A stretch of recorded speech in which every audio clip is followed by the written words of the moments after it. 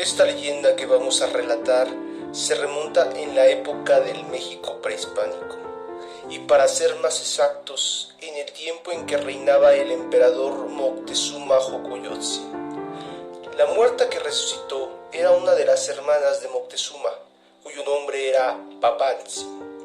Ella se había desposado con el señor de Tlatelolco, quien curiosamente hacía poco que había fallecido, pero sin embargo la dama siguió habitando el palacio que en vida su difunto esposo le había asignado.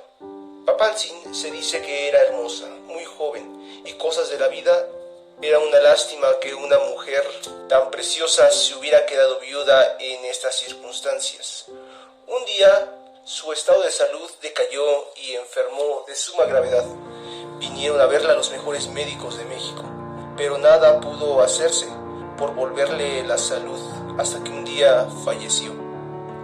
Los funerales se celebraron con la pompa correspondiente a su alta alcurnia, asistiendo las más altas personalidades, tanto del México como de Texcoco, y del mismísimo Tlatelolco, donde ella en vida había sido esposa del senador de la ciudad. Moctezuma iba acompañando el cadáver ataviado conforme a su alta investidura, con ricas plumas y adornos de oro y jade. Por fin se trasladó el cuerpo de la princesa a su última morada. El sitio era una gruta que se encontraba en los hermosos jardines del palacio, adornando con bellas y exquisitas flores, junto precisamente a un estanque, donde en vida solía bañarse Papantzin. Al día siguiente de este acontecimiento, pasaba por ahí una pequeña niña que vivía en este palacio y cruzó distraídamente el jardín, seguramente cantando alguna canción, y al pasar junto al estanque donde acostumbraba la difunta princesa a bañarse, la vio ahí sentada, peinándose su larga cabellera. Pero desde luego que la pequeña no pensó en cosas del otro mundo, sino que lo que vio era de lo más normal, pues ya estaba hecha la idea de ver a Papantzin todos los días haciendo la misma rutina. Pero a diferencia de las otras ocasiones, oyó que la bella señora le llamaba con dulce voz, diciéndole: «Ven, cocotón, ven», palabra que en la lengua mexica se usaba para llamar a los niños cariñosamente. Y la chiquilla pues se acercó sin ningún temor, y le respondió a la princesa: «Dime, señora, ¿en qué puedo servirte?». Y ella le contestó que por favor fuera corriendo a llamar a la esposa del mayordomo del palacio, pues necesitaba hablarle.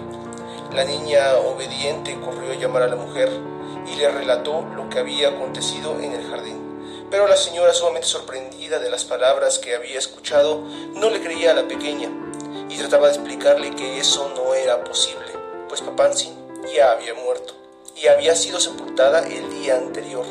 Pero la pequeña insistía en que fueran al jardín y la tiraba del traje para jalarla hacia allá.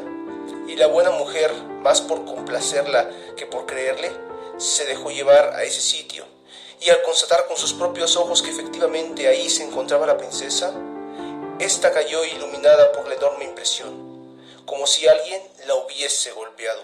Al verle, Papantzin le pidió entonces a la pequeña que fuera a llamar a su madre, pero volvió a suceder lo mismo. Al llegar la mujer, jalada por la pequeña, y ver ahí recargada a Papantzin, cayó al suelo desmayada. Después de proferir un grito de espanto cuando despertaron de su desmayo, las asustadas mujeres, la princesa les habló dulcemente y les explicó que no estaba muerta, sino tan viva como ellas. Las mujeres se pusieron muy alegres al oír esa noticia, pues todos en el palacio querían mucho a Papantzin, y su fallecimiento les había causado un profundo pesar. Emocionadas corrieron a avisarle al mayordomo y explicarle que la joven princesa no había muerto, y de paso pedirle que se fuera corriendo a México a informarle a Moctezuma de la noticia. Pero sin embargo el hombre se resistía, y con mucha razón, pues temía que no le creyeran. «Ya que te da miedo ver al señor Moctezuma, corre pues a la ciudad de Texcoco y dile al senador Nezahualpilli que venga a verme», dijo la princesa. El mayordomo, que tenía en mucha estima a la princesa, corrió presuroso y se trasladó de inmediato a Texcoco a entrevistarse con Nezahualpilli. Pero este también se resistía a creer la noticia y no tuvo más remedio que acudir al llamado, Cuando llegó a Tlatelolco y la vio sentada en una de las habitaciones del palacio, pudo cerciorarse que no estaba muerta, sino viva. Decidió ir a México Tenochtitlan, a entrevistarse con Moctezuma, a decirle la noticia y hacerle saber que su hermana quería verlo y comunicarle una noticia que era de suma importancia. Moctezuma ciertamente se resistía a dar crédito a las palabras de Nezahualpilli, y éste le rogó para que le creyese y acudieran ambos a Tlatelolco a entrevistarse con la princesa. Y así de esta forma tendría verdaderamente la certeza de lo que se le comunicaba era verdad. Moctezuma no podía llamar a su aliado Texcoco mentiroso, y más por no contradecirle que por creerle. Aceptó ir al encuentro de su hermana. Salieron pues rumbo a Tlatelolco, acompañados de un gran séquito de la corte y algunos guerreros, pues Moctezuma, desconfiado, se hizo acompañar de gente de su confianza, por si se trataba de alguna celada. ¿Cuál sería la sorpresa de Moctezuma al encontrarse con su hermana Papantzin, viva? Aquella que él mismo había visto que era enterrada en la gruta el día anterior. Se encontraba viva ante sus ojos, y mudo de asombro, con un hilillo de voz le dijo al señor de México: Papantzin, hermana mía, en verdad, ¿eres tú o eres un fantasma que perturba mis sentidos? Soy yo, señor Papantzin, tu hermana, la misma que enterraste ayer en los jardines de este palacio. De verdad estoy viva, no morí, y tengo que darte un mensaje muy importante que me ha sido revelado. Mudo de asombro tomaron asiento ambos señores en unos preciosos equipalis cubiertos de bellísimas pieles de jaguar, y ya más tranquilos se dispusieron a escuchar aquella revelación que tenía que hacerles la joven muchacha. Cuando caí en este profundo sueño como la muerte, tuve una visión. Me encontraba en un camino en el que adelante se dividía en muchos senderos, y en un costado pasaba un río con un gran caudal de agua. Pensé cruzarlo a nado para alcanzar la otra orilla, cuando se presentó de repente delante de mí un hermoso joven con una gran presencia. Este personaje estaba vestido con una túnica blanca como la nieve y brillaba como el sol. Tenía además 2 alas adornadas con plumas y en su frente llevaba una señal. Al decir esto, Papantzin hizo con sus dedos la señal de la cruz. El joven tomó mis manos y me dijo las siguientes palabras: alto, no te arrojes el río de aguas turbulentas, no es tu tiempo de cruzarlo. Tú todavía no conoces al verdadero Dios, creador de todas las cosas, pero sin embargo Él te ama y quiere salvarte. Después de escuchar estas palabras, el hombre me condujo por la orilla del río en la que se veían huesos cráneos humanos y se llegaban a escuchar lamentos a lo lejos que llamaban a la compasión. Alzando mi vista río arriba vi unas embarcaciones muy grandes como casas y adentro de ellas muchos hombres, pero eran distintos a nosotros. Su piel era blanca como el papel y tenía largas barbas. Cubrían sus cabezas con unos cascos que resplandecían y portaban en las manos unas banderas. Entonces el hermoso joven me volvió a decir: Dios quiere que vivas aún, a fin de que des testimonio de lo que va a pasar en tu tierra, de las transformaciones que vas a ver próximamente. Los gemidos que escuchas a lo lejos son las almas de tus antepasados, quienes viven y vivirán atormentados en castigo de las culpas que cometieron en vida. Los hombres que ves venir en las embarcaciones son guerreros que los vas a conquistar. Pero alégrate, con ellos viene también la noticia del verdadero Dios, creador de todo cuanto existe.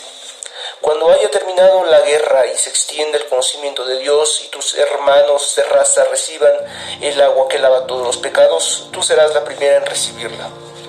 Habiéndome dicho estas palabras, desapareció el alado joven, y yo desperté nuevamente a la vida, como si hubiera salido de un sueño.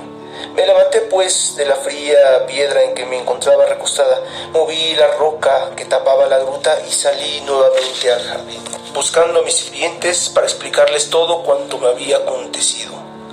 Moctezuma escuchaba estas palabras atónito, pues el recibir la noticia que iban a ser conquistados lo aterrorizó, y no quedándole otra regresó a su palacio, con todo el ánimo decaído y triste. Los médicos del palacio, para consolarlo, le decían que probablemente su hermana había perdido el juicio, por razón de la enfermedad que había padecido.